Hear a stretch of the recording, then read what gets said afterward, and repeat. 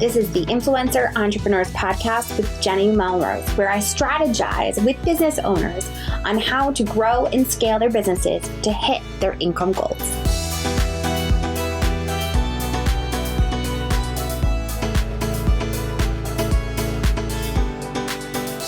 This is episode 217 of the Influencer Entrepreneurs Podcast with Jenny Melrose.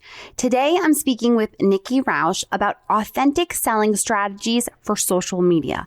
I know that a lot of people feel a queasy feeling, an icky feeling when it comes to sales, but what you're going to hear is an amazing conversation about how it's just simply the words that you use when you go to sell. Nikki's going to talk about how simple it is just to change the words that you use, that you feel more comfortable and you make people feel more comfortable that are accessing your information via social media.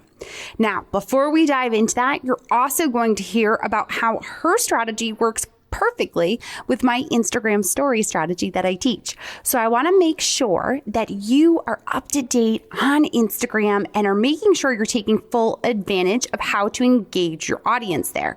So we're going to try something a little different. I want you to hop into Instagram as you're listening to this and send me a DM at Jenny Melrose. And I want you to let me know that you want that opt-in. So all I want you to say is send me a DM at Jenny_Melrose and just simply type Instagram opt-in.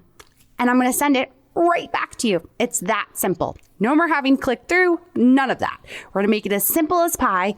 Just go to Instagram, go to my DMs at Jenny_Melrose and send me a DM that says Instagram opt-in. All right, let's dive into this interview. Hi, Nikki. How are you? Welcome to the podcast. Thank you so much for having me. I'm so excited to be here. I am so excited to talk to you. We've run in similar circles and I've seen you on social media. So I'm just so excited that we get to sit down and really dive into this topic of selling strategies, because I definitely feel like it's something that my audience really struggles with. Before we do that though, will you introduce yourself and your business? Absolutely. So Nikki Rausch, obviously, my company is Sales Maven. I am a podcaster, a sales coach and trainer, and also an author. And I specialize in the sales conversation because I find that there's a lot of work out there around filling a sales funnel. And then what happens when you actually have to have a conversation with somebody, whether it's via email, your website, or actually live on a Zoom call or face-to-face, whatever. So I really break it down and I teach the structure behind sales. I come at sales with over 25 years of sales experience. I'm also a master certified practitioner of neurolinguistic programming. And if that's a new term to a listener, it's really the study of communication, the way we process information and the language that we speak and habits and patterns. So I love language. I love sales conversation. I love conversation, frankly, but I love the sales conversation and teaching people that it isn't about being salesy. It isn't about being aggressive. It isn't about being pushy with people. It's actually about building really strong relationships, building rapport, and being strategic so you know where you are in the conversation and what to do next. So that's what I teach. So in my mind, it's the words that we use and using them properly. That's really like your expertise, making sure that we're using the right words. Because I think that's what a lot of people struggle with, right? Knowing exactly what to say when. Yeah, what to say when and how to say it so that it lands really softly or it lands in a kind way to the other person so they don't walk away going like, oh, I feel like I need to take a shower after having a conversation with this person. I do believe you can say anything. And I do also believe that everybody can learn how to sell effectively, regardless of whether you classify yourself as an introvert or an extrovert or a whatever you want to classify yourself as. I believe everybody can learn how to be more strategic in their sales conversations to make it an easier opportunity for somebody to make a decision, should we work together or not. Okay. You mentioned your book in the beginning, and that's called The Selling Staircase. Is that correct? Yes, that's my third book, The Selling Staircase. Yep. That's the one actually sitting over on my shelf because I have read your book and I loved it. Thank you. Of course. I know how much work goes into them. So I want to make sure I point that out. What are the selling strategies in the selling staircase, and why is it important to have a selling process? Well, okay. I love this question. Thank you for the kind words about the book too.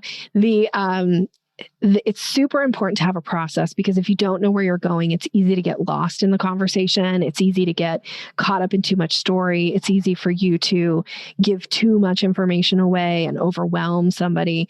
So it really just helps you keep on track. That's the reason for the process. This is why I teach my signature framework. I've broken it down into 5 steps of the selling staircase. And the idea behind it is to give people an idea of like, what step am I on? And what should I say next to move somebody to the next potential step? So there's language that is attached to each step. And the steps are really simply, it's introduction. So that's where you make a powerful first impression. Somebody's being introduced to you.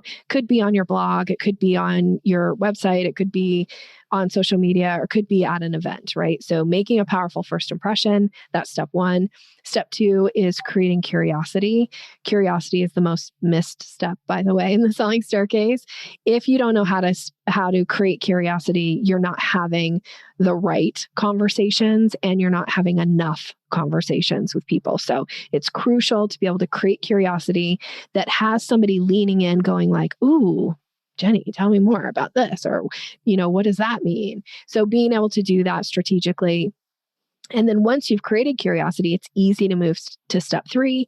Step 3 is the discovery. That's where we're finding out what's the problem, what's the need, and we're asking strategic questions that lead people to identify that, oh, you have something that I need. I'm interested in moving to the next step with you. So that's the discovery. And then step 4 is the proposal. And that's where you have already identified, what the right solution for them is. So you're going to lay out a really clear, easy offer. And then once you lay out that offer, you move to step 5, which is the close. And that means actually issuing what I call close language, getting that out of your mouth and allowing for the person to make a decision. Yes, I would like to move forward, or no, I'm not interested, or I have a question or an objection, or I need to think about it. And whatever their answer is, we just need to get to that place. And the reason I teach this 5-step process is because people who aren't comfortable with sales often unintentionally try to skip steps. And when you skip steps, you overwhelm, or you confuse, or you annoy, frankly, the person you're in conversation with. So once you understand, like, what step am I on and what should I say or do next, all of a sudden it gets easy. And the conversation flows, and it makes it easy for the person to say, yes, you're the person for me, or I want to hire you, or I want to take your program, or I want to buy your product. So that's the nutshell of the selling staircase. I love it. I'm going to throw a different question at you that I wasn't expecting to ask. You mentioned that the curiosity piece is the one that is most missed. Could you give an example of how this might be used? Yeah. So you tell me how much detail, if you want me to move on, just please speak up. But here's what I always say about creating curiosity. I always compare it to the difference between how you call a dog and how you call a cat. And I know that sounds a little wacky, so bear with me just for a second here. And you probably read this in the book, but the idea here is, one of the mistakes that people make is they show up with what I call dog calling energy. So think about how you want to call a dog. If you want to get a dog's attention, you have this kind of high-pitched, really fun, excited voice, like, oh my gosh, come here. Come here, buddy, let's go for a walk, or let's, whatever, have a treat. And dogs really respond to that energy because it's like, oh, something fun's going to happen. I'm totally in. They're always willing to go along for the ride. However, when you show up in conversation with somebody that you're like, oh my gosh, I have this great new product and it's so exciting and it's going to change people's lives. It's going to change your life. You definitely need it. People go like, ugh, too much. It comes off as too much. Dog calling energy often is what I also refer to as people who have dog calling energy in the sales conversation tend to word vomit on people. Nobody wants to be word vomited on. It's so you give too much information, or you do it with it's down to too much information and you overwhelm people. And then they go like, not really for me. I'm not willing to like continue down that road. So the flip side of that is that catcalling energy. That's the like, here, kitty, kitty, where we want to draw people in. We want them to be like, ooh, tell me more about that. So an example of how to do it is how you answer questions. And we have a lot of questions that we get asked all the time when we're in conversation with people. And I'll give you an example of a live conversation. I'll give you one on social media too. So, because I think a lot of your listeners are they're doing blogs, they're doing a lot on social media, right? Okay. So live, think about how you might answer the question, how are you? Because most people, when you meet them or they meet you, they tend to ask that question. Now, if you don't have an answer that creates some curiosity about your business or what you do, you get into a lot of really surface conversations with people. And you don't really always know, like, am I talking to a potential client? Or is this just somebody who's nice to know? Or like, should I be going down a certain direction? This also works with existing clients too, by the way. So come up with an answer that opens the door for the other person to want to ask you a question. So if somebody said, how are you? Like right now, I might say, oh, I'm fantastic. I'm preparing for my next masterclass.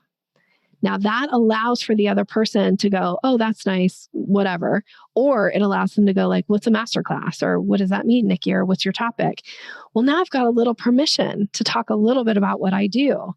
Or, think about what is it that you want to talk about right now about your business and come up with an answer.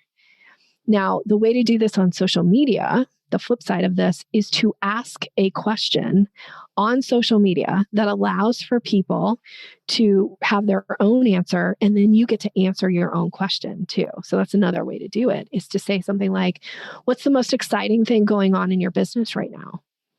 And then you go like, and here's what's going on in mine, right? And now we've started some real conversation. And sometimes people will just give you like their answer and they'll move on. But a lot of times they'll give you their answer and they'll be interested about your answer. And then they might be like, Jenny, tell me more about this thing or that thing that you're doing. Well, now we've created that curiosity that we can then invite them to the next step, which is discovery. Right. I love that. And I think a lot of us probably naturally think of doing it that way on social media because we've always been taught that format of like asking the question, but then the reason behind why you're doing it. And I love that you gave an in-person example because I think we're all going to be out of practice because of COVID and actually speaking to people in person. So that was a great example and just something so easy to do. I love it. So how can we actually talk with people instead of at them on social media? Well, the same idea applies here, is asking questions. When, one of the things that often happens is we get really excited about our thing. And so we just talk at people constantly. And we never think to ask people questions, or we think like, well, how can I share this really exciting thing? Or how can I share about my new offer? Or how can I share this milestone that just happened for my podcast or my blog or something like that? Ask a question and then let people converse with you a little bit. So for instance, let's say that you just reached a certain number of like really exciting downloads of your blog or read of your blog or something around that. You can tell I'm not like a big blog person, so I'm not I write a blog, but I can't think of like, what's the term to like, Totally fine. Okay. So you might say like, something like, what's the best thing that happened to you this week? Or what's something exciting going on in your life? Here's what happened, around mine. Or if you want to talk about being on a podcast, for instance, as a guest, ask people like, have you ever been a guest on a podcast? And then here's the podcast that I just got to be a guest on, right? Like ask a question, because people are more interested oftentimes in their own answer than they are in yours. But when they get to actually answer, now it feels like we're in a conversation. Yes. And I see this working so well in Instagram stories because one of the strategies that I actually teach is to use the poll feature in stories. So you're automatically asking a question already. So what you're saying is use the poll feature in order to then talk about what it is that you have accomplished or are doing. And then be able to send them to it as well with the same strategy that I teach. I love that. That's such an easy, it's less like you're talking about, like the dog and the cat. It's less in your face. It's more, how about you? And you're having a two-sided conversation rather than it being all about, look how great I am, look how great I am, which we often see on Instagram, of course. Oh my gosh. We see it, right? Like definitely on Instagram, but we see it everywhere. And it just doesn't really kind of invoke people wanting to really know more about you when it's always like, if everything was the Nikki show, I think people would be like, I'm so bored with the Nikki show, right? But when it can be about them and something that they want to like highlight, now it's like, oh, well, I got to highlight myself and I'll maybe pay a little bit of attention to what you're doing too. So yeah, it's thinking about how can you stand out from the crowd? And oftentimes it's through conversation and it's through questions. Yes. Conversation. So good. So how do we create curiosity on social media so that we can begin moving people to the next step of the selling process? So let's say you do this, right? The strategy that we're talking about, and then somebody makes a post like, oh, I didn't realize that you talked about such and such in your business. Now we're going to issue an invitation to that person. So we're going to say, is this something you'd like to know more about? Is it okay if I DM you, for instance? So you might send it, right? And then once you get to that, they're going to say, yeah, send me a DM, right? And then in the DM, what you want to do is you want to invite them to a live call or a live like Zoom with you or whatever. If that makes sense versus just sending them like, here's the information on it, go check it out. That's not as interesting. But so if you can send them a message that says, here's a little bit of information, you're welcome to check this link. Or if you'd like, let's set up a time just to get to know each other and chat more. Here are a few possible times. And I always recommend giving 3 ranges of time and then say, of course, if you prefer something else, please let me know. I'd be happy to hear from you. And when you give these like 3 times like this, and when I say ranges of time, what I mean is saying something like Thursday, anytime between 9 and 10, Mountain Standard Time or whatever your time zone is. Mm-hmm. And give them these ranges of time. And they're much more likely to select one when you give these 3 ranges of time versus saying like, here's my calendar link. I'm really busy. Try to find a time that I'm available. Well, that's all about you. That's not very interesting to the reader of the DM. And they're going to feel a little bit like, oh, she thinks she's a really big deal. And so, no, I'm not going to make time in my schedule for her. So make it really easy for people to take the next step. And more times than not, it's just about issuing an invitation, a simple invitation of like, what do you think about us scheduling a time to chat? Let's get to know each other. And then now you're really building real conversation, real rapport, and they're much more likely to want to choose you if they have a need for what it is that you offer versus somebody else who's just talking at them constantly. Okay, that makes sense. So here's the question that I have about this. If I don't offer one-on-one services where a discovery call would make sense, but I offer a workshop, how would I initiate that in the DM? Because this is absolutely, this goes hand in hand with what I teach. Like it's all about getting into the DMs and having those conversations. Yeah. So would it be relevant to share a link then for them to be able to sign up for a free workshop, or where would you go from there? Yeah. So I would probably, if I had a free workshop, I would say, you're invited to this upcoming workshop. It's complimentary. Come as my guest. Because doesn't that feel nice when you say, come as my guest? Yeah. So come as my guest. And you're also welcome to respond to this DM if you have any questions. So I would invite them also to keep the conversation going in the DM. And yes, you can absolutely put that link. Now, if it's a paid workshop, you can actually do the exact same strategy. Like, here's this workshop. This may be the right fit for you. here's a link to check out more information about it. You're also welcome to send any questions that come to mind.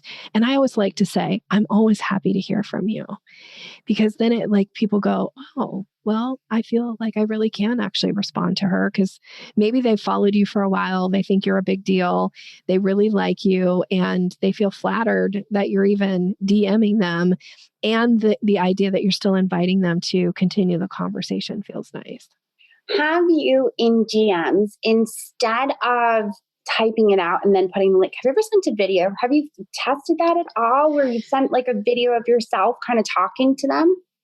People do that to me. So I will say I'm not a huge fan of watching people on video. So I tend to not send videos of myself to people.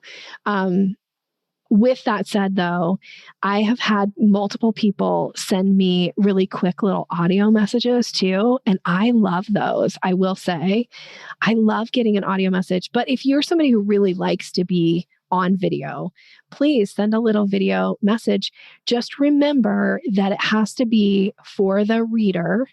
You want to make it interesting to them and about them. And if it just feels generic, they're going to ignore it. So for instance, do not shoot a video that says, hey, everybody, right, and then send it privately to somebody. Because I always say, I don't know about you, but I don't know anybody who sits around and reads DMs as a group.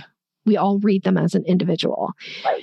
So even if you want to send the same DM to everybody, which I don't necessarily recommend, but let's say you want to have one video that you send, then say something like, hi, friend, because now it feels personal, at least to one person, versus hey, friends. Because again, we're not reading, we're not watching, we're not listening to these things as a group. Yes. And not even, the language is what I'm noticing that you're talking about the most. You're talking about something as simple as singular to plural when we're talking about who we're speaking to, but yes, also that addition of, if you have any questions, I'm happy to answer them. It's not that pushy, here it is, go do it, done, and we're never speaking again. Right. It's really about that language, which I love, because that really then shows who you authentically are. Yeah, none of us want to be treated like we're a big wallet walking around, right? And everybody just sees me as a wallet. That feels terrible. It feels terrible when people treat us that way.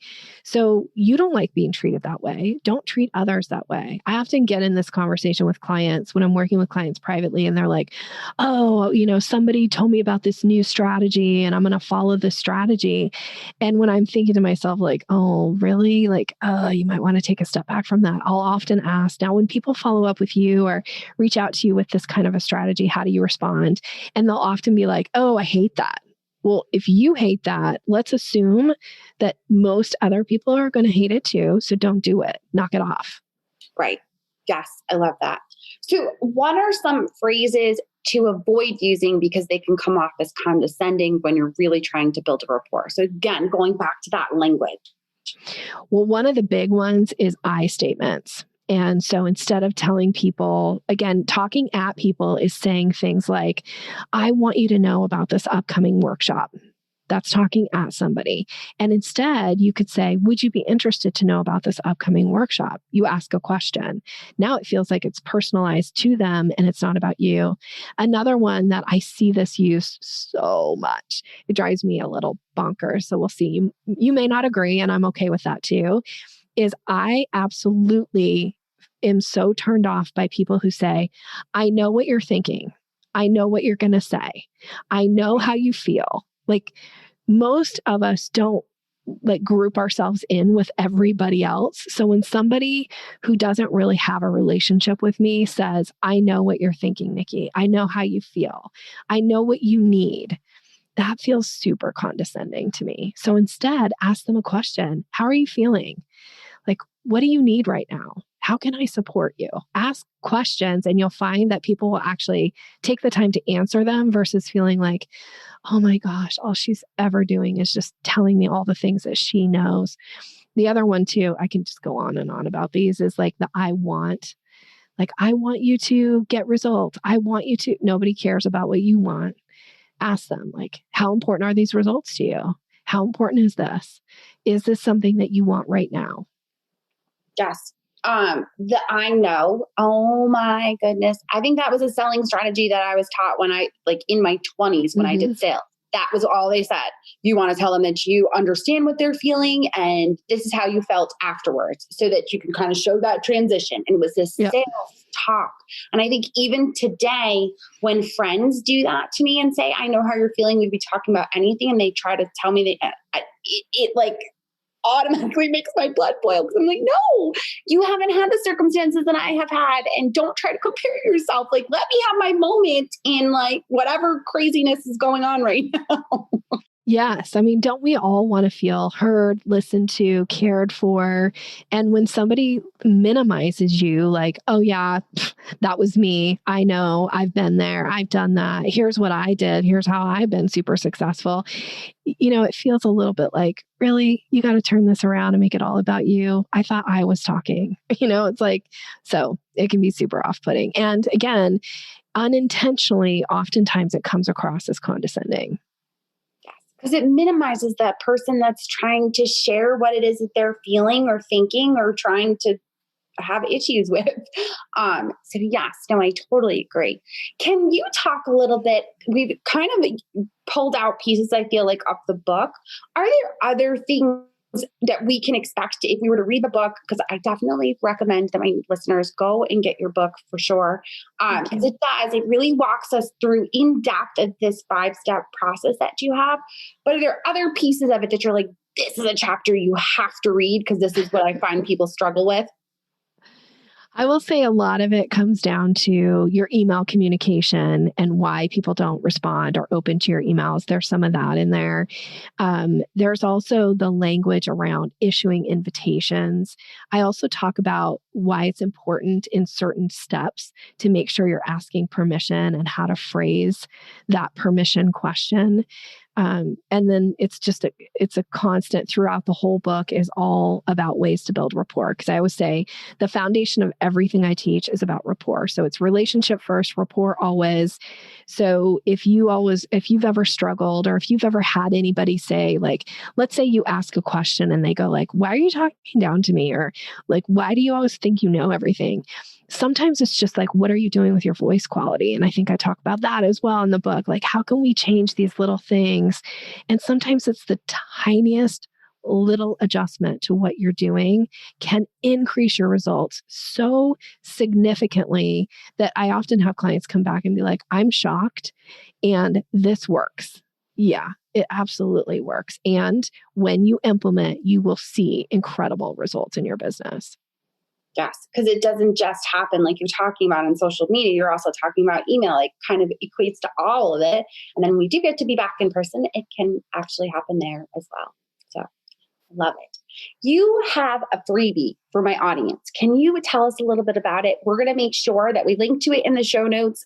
So that will be there for everyone to be able to make sure that they download, but kind of tell them a little bit about what they're getting. So it's my ebook called Closing the Sale, and it's all around how to boost your confidence. And frankly, it dives a little bit into step 3, 4, and 5 of the selling staircase. It gives you some ideas, gives you some language suggestions. And again, oftentimes when you know what to say or what to do next, all of a sudden the sales process gets easier. So that's what it is. It's my gift to your listeners. They can get it by going to Your Sales Maven, and it's maven.com/influencer. So that book is there for you. We'll be connected once you download it. There'll be some extra little goodies that come, some fun stuff there. And so that's what it is. If someone is driving and they don't remember the URL and they're too lazy to go back and grab it, because I know my people will tell me that all the time. I'm just too lazy. What is your Instagram so they can send you a DM asking for the link? Oh, yes, please do. So you'll find me under Your Sales Maven. Okay, perfect. Where else are the best places to connect with you? So I tend to hang out on Instagram. I'm on LinkedIn. So Nikki Rausch, super easy to find me there. You can I have a business page too, Sales Maven. And then I tend to hang out in Facebook, but really it's because I have a membership platform. And one of the pieces of this membership is to have access to me in a private group where you can ask questions. So you will see me on Facebook, but it tends to be focused around my membership clients, my Sales Maven Society. Of course. And then your podcast, you also have, because of course my podcasts are listeners, so they love getting new podcasts to listen to. What is that again? It's Sales Maven. So yes, please go listen to the podcast that is packed full of sales tips and techniques. I do on-air coaching calls. So you actually get to hear somebody who is having a similar challenge to you and what's the advice. And then I also do success stories with my clients, which are a lot of fun to hear. Like, oh, I took this technique. This is exactly how I implemented it. And these are the results that I got. So that's the format of the podcast. I love it. So good. Nikki, thank you so much for coming on and sharing your knowledge. I truly appreciate it. Thank you for having me. I appreciate you so much. All right, y'all, there you have it. Clearly, Nikki and I could have continued this conversation. I feel like I say that every time I interview my guests, but that's because it's such a great conversation that we get into. I want you to make sure that you have gone and grabbed her ebook that we have talked about in the episode, as well as you can hop over to the show notes to get that. Since I'm already sending you to my DMs to get my Instagram engagement guide, you can also let me know that you want Nikki's and I'll send you both of those. So again, you're going to go to Instagram at Jenny_Melrose, send me a DM, tell me you want Instagram opt-in and also Nikki's, and I'll send that over to you. I appreciate you guys so much for listening in. This podcast has been going on for more than 4 years without missing a single episode. And it's because of the feedback that I get from all of you. So I so appreciate it. If you have not already done so, I would appreciate it beyond the moon and stars if you would hop over to iTunes and leave a review on the podcast. Just your biggest takeaway from this episode would even work. All right, guys. Until next time, I will see you all then.